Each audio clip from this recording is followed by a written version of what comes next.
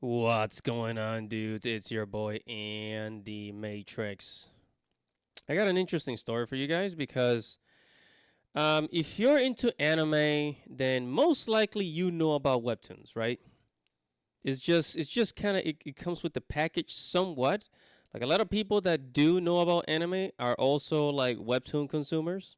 If you consume manga, you're probably also consuming webtoons. Me personally, I don't consume webtoons because I don't like reading vertically. It feels like I don't know. I don't like reading vertically. It feels doesn't feel normal to me. Hello, this is Yami Yugi from Yu-Gi-Oh! And make sure to subscribe to Andy Matrix's channel. Now on with the show. I like to pick up an actual manga. But anyways, so we got a story, and here it says it's coming from Market Watch, which is basically Market Watch is an investor financial website. And it says BlackRock IPO from online comics company Webtoon Entertainment. So BlackRock is investing into webtoons. Now, we know a lot of people are afraid of BlackRock because everywhere that they put their money in, the whole shebang turns to crap. It turns to absolute, just it turns to horse manure, to say the least. Everything they touch turns to shit. They put their money into video games or whatever real estate. It's like they start applying their DEI agenda and all that nonsense. And recently they made their way to Japan. Trying to get into Japan so that companies can get some capital for their business, right? And it's not gonna be, it's not, it's gonna come at a high cost, like most things. But anyways, so they're getting into webtoons, and why would webtoons like call for BlackRock to help them financially? Let's find out. It says BlackRock agrees to buy 50 million in stock IPO for comics intent unit South Korea's Naver Corp.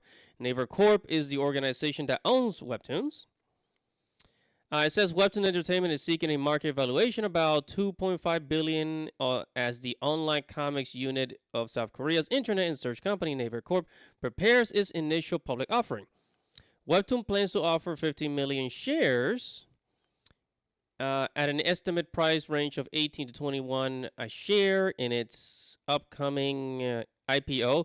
IPO stands for Initial Public Offering on the Nasdaq under the symbol WBTN. So you'll be able to invest into webtoons.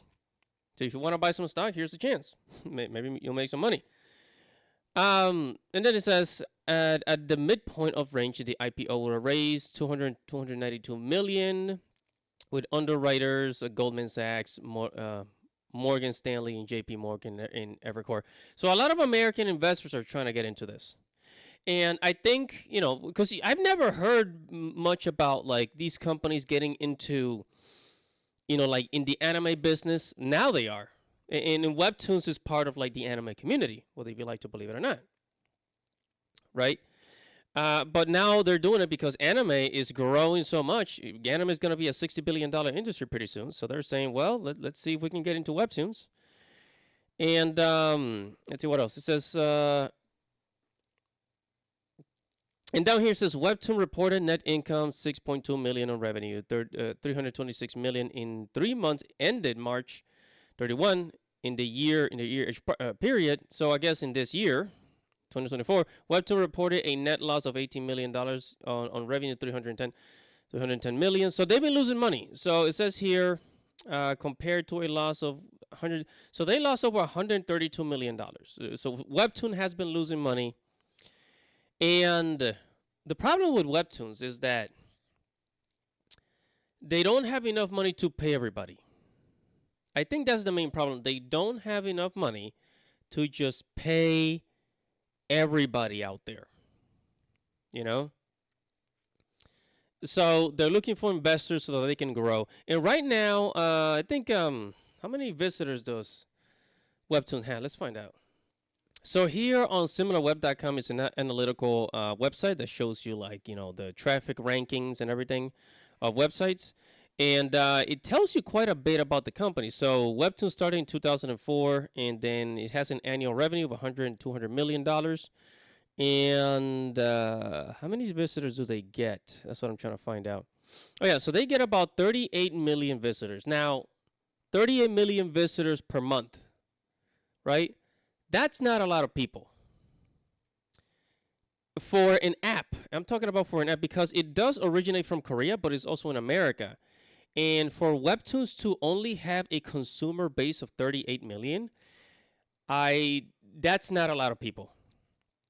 Okay, YouTube is a worldwide, website, and it gets over a billion people on the platform. Same thing with Twitter, same thing with Facebook. But Webtoon being how it is, it should have at least like 100 million visitors per month. So 38 million visitors. That's like 25% of like the predicted potential. Like what I predict the potential of this company. They should have like 100 million visitors, but they don't. Why is that? What's happening? And I think this is the reason why Webtoons decided, hey, let's ask BlackRock for investments.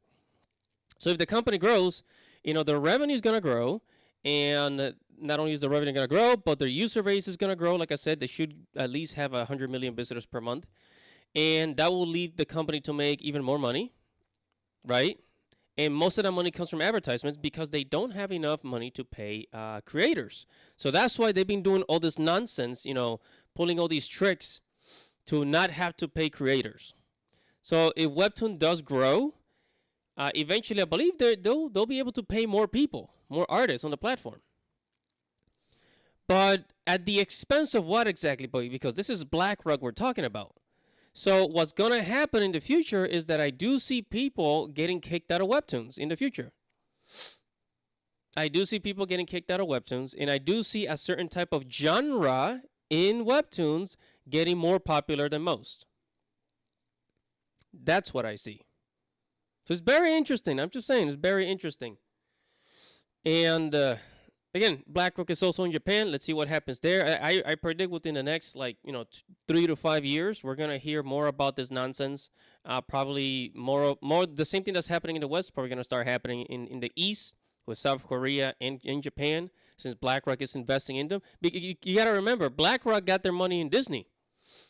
BlackRock got their money in Disney, and even the CEO of BlackRock, he himself said that many times they force companies to comply with their DEI agenda. With the rainbow agenda that they keep pushing so much. That is, it's not much of a secret nowadays. But anyways, I'm gonna leave it at that. And I don't like this. BlackRock just getting into your business, man. It's very intrusive. It's very, I don't know. Like, can't they just invest for the sake of making money? Like they have to try to change the morality of your company. Anyways, subscribe to the channel, hit the notification bell for future notifications. Guys, it's your boy Animatrix. Thanks for watching and listening. Godspeed, baby.